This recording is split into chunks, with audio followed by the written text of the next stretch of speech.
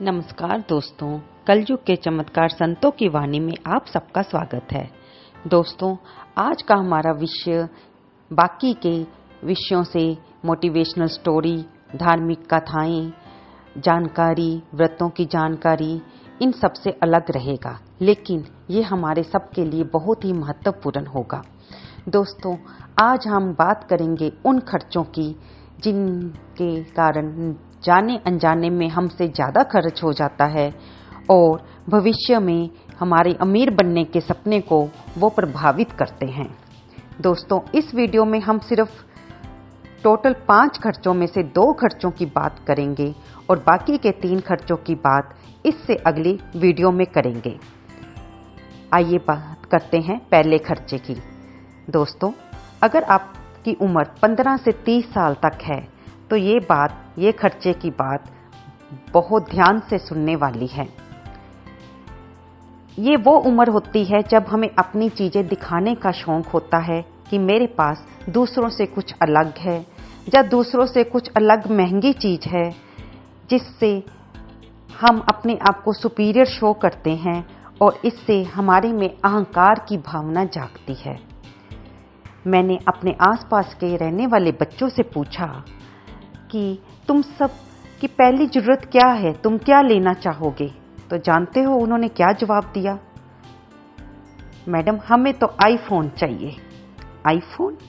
IPhone ही क्यों? जब इसका आंसर सामने आया तो पता चला कि उनमें से 90% बच्चे ये कह रहे हैं कि हम बाकी अपने दोस्तों को दिखा सके कि हमारे पास आईफोन है, यानी स्टेटस सिंबल। तब मैंने उन्हें और अपने आप से ये बात समझनी चाहिए और इस वीडियो के जरिए आपसे भी यही कहना चाहती हूँ कि अपने आप से पूछिए, क्या हमें आईफोन की जरूरत सिर्फ लोगों को दिखाने के लिए है और उसके लिए हम इतने पैसे खर्च करने को तैयार हैं? दोस्तों, इस बारे में मैं आपसे ये कहना चाहूँगी कि इसमें 2 कंडीशन हैं। अगर तो आप बहुत बड़ी अमीर रिच फैमिली से बिलोंग करते हो, फिर तो आपके लिए ये खर्चा कोई मायने नहीं रखता। लेकिन अगर आप मिडिल फैमिली से हो तो जरा सा सोचिए। अगर आप आगे बढ़ना चाहते हो, अपने फ्यूचर में अपने आप को अमीर देखना चाहते हो, तो आपको इस बारे में सोचना ही पड़ेगा। आपको सोचना पड़ेगा कि आप ये जो महंगे गैजेट्स या महंगे फ़ोन क्यों खरीद रहे हो, सिर्फ अपने दोस्तों में सर्कल में दिखाने के लिए? अगर तो आपको सिर्फ पढ़ाई करनी है जिससे आपका एक 20-30 हज़ार वाले फ़ोन से भी काम चल सकता है, तो फिर आईफोन क्यों?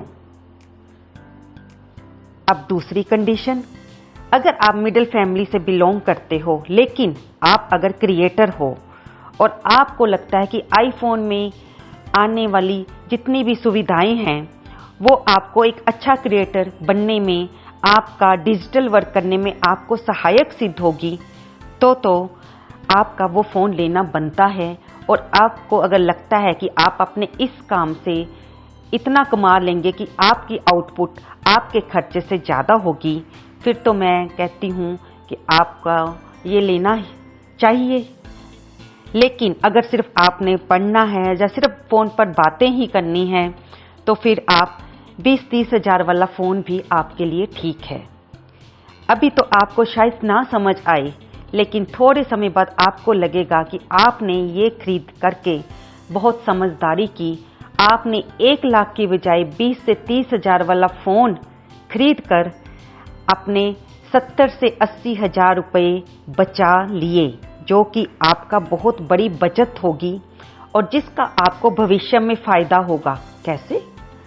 आपको हर बात की, हर खरीद की सोच समझकर और उसको कंपेयर करते हुए कि मुझे ये चीज़ वाकई ही क्यों चाहिए, ये सोचने की आदत पड़ जाएगी, जिससे आप अपने आने वाले भविष्य में भी हर चीज़ को सोच समझकर खरीदेंगे, ना कि दिखावे के लिए। दोस्तों, ये तो हुई पहले खर्चे की बात। अब आएंगे दूसरा खर्चा। दूसरे खर्चे के बारे में सिर्फ यंग या टीनेजर के लिए ही ये सलाह नहीं है, मिडिल एज के लोगों के लिए भी सलाह है। दोस्तों, दूसरा खर्चा आता है शॉपिंग में। हम आजकल शॉपिंग करने जाते हैं बड़े बड़े मॉल्स में, बड़े बड़े डिपार्टमेंट स्टोर में, रिलायंस सेंटर में, शॉपिंग सेंटर में। हम जाते तो कुछ और लेने हैं, लेकिन अक्सर ऐसा होता है कि हम जो लेने गए हैं वो तो लाए नहीं और जो चीज़ नहीं चाहिए वो लेकर घर आ गए हैं।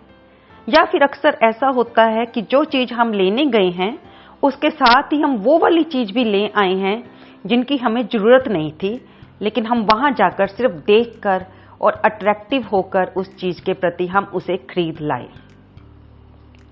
दोस्तों, हमें ये सारा समझना पड़ेगा कि जब हम मॉल्स में जाते हैं तो हर चीज़ हमारी अप्रोच में होती है। हम उठा कर उसे देखते हैं और अगर हमें सिर्फ अच्छी भी लगती है, हम ये भी नहीं सोचते वो हमारे काम आएगी या नहीं आएगी।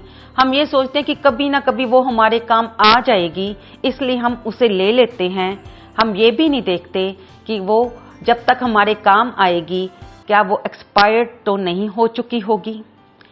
हम बाय वन गेट फ्री के चक्कर में बहुत सी ऐसी चीज़ें ले आते हैं जिनके बारे में हम ना तो एक्सपायर्ड होने के बारे में सोचते हैं, ना ये सोचते हैं कि कॉस्मेटिक्स का वो प्रोडक्ट जो हम ले रहे हैं क्या वो हमारी स्किन के लिए ठीक है, क्या वो हमें कोई इन्फेक्शन तो नहीं देगा। लेकिन कई बार हम ले लेते हैं और जब उनसे इन्फेक्शन हो जाती है, एक दो बार यूज़ करने के बाद ही हम उसको किसी और को दे देते हैं, जब वो हमारे बाथरूम में एक साइड पर पड़ा रह जाता है। सोचिए जरा, तो क्या उस पर लगाया वो पैसा खराब नहीं गया? पुराने समय में क्या होता था, एक छोटी सी दुकान, उसमें रखा सामान और उसका मालक, शॉपकीपर, दुकानदार, जिसे हम एक एक चीज़ बताते थे और वो हमें निकाल कर देता था। हम खुद अपने आप कोई भी चीज़ नहीं लेते थे, वो हमें एक एक चीज़ निकाल कर देता और हम लिस्ट में से बोलते जाते और हम वही वाला सामान लेकर आते थे जिसकी हमें ज़रूरत होती थी। लेकिन मॉल्स में हमें सब कुछ अप्रोचेबल है और हम ज़रूरत से ज़्यादा ही सामान घर ले आते हैं। दोस्तों, हमें इस फालतू के खर्चे से बचने के लिए चाहिए कि हम लिस्ट बनाकर जाएं और मन को मजबूत करके जाएं कि हमें जो चीज़ इस लिस्ट में लिखी है वही लानी है, सभी चीज़ों को नहीं लाना है। फिर जब हम इस महीने के खर्च को अपने पिछले महीने के खर्च से कंपेयर करेंगे तो हम जानेंगे कि इस बार हमने बहुत बचत की है। दोस्तों, आगे के 3 खर्चों की हम दूसरे वीडियो में जानकारी लेंगे और एक दूसरे को इंस्पिरेशन देंगे, मोटिवेट करेंगे, ताकि हम सभी मिलकर फालतू खर्चे ना कर पाएं और अपनी बचत को बढ़ा पाएं। दोस्तों, ये वीडियो आपको कैसी लगी जरूर लाइक करें, शेयर करें और सब्सक्राइब करें, इससे हमारा मनोबल बढ़ता है। धन्यवाद दोस्तों।